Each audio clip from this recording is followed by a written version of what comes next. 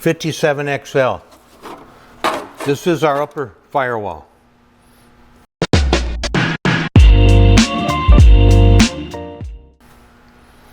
Okay.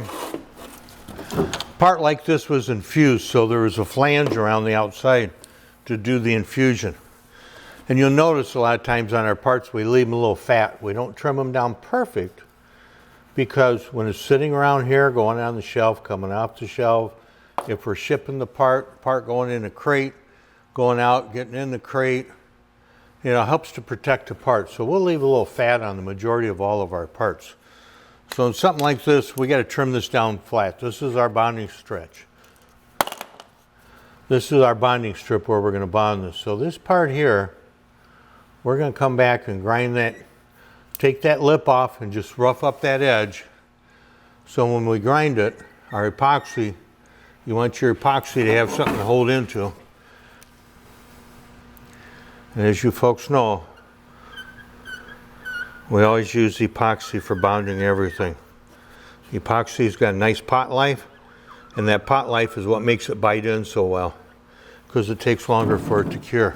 So there's what we got to trim on the front side. On the back side, you see that same lip. So on the back side, we're going to come in here, we're going to take that lip right off of there, because this is going to bond up to the floor, and so it has to be flush across here.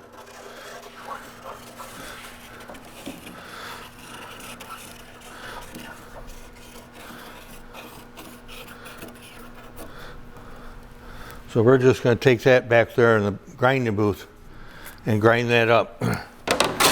I just wanted you to see the step before, and after it gets done, we'll show you after it's done. So don't go too far. We'll be right back. Okay, so here's our 57XL firewall ground out. So we've taken that lip off of his ledge that was there. I explained the lip, we leave that there a little fat for shipping purposes, if we're shipping it, or why it's just hanging around, going from the shelf to the bench or whatever. So we come in here, we ground that lip off, and then we ground up our surface where we're going to be bonding.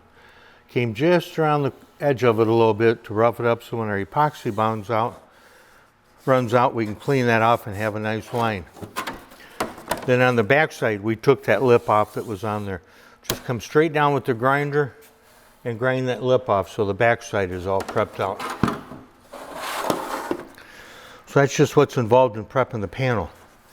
Now the smart thing would be to do is, if you're going to paint the firewall, which most folks are, you go ahead and prep this before you put it in the car.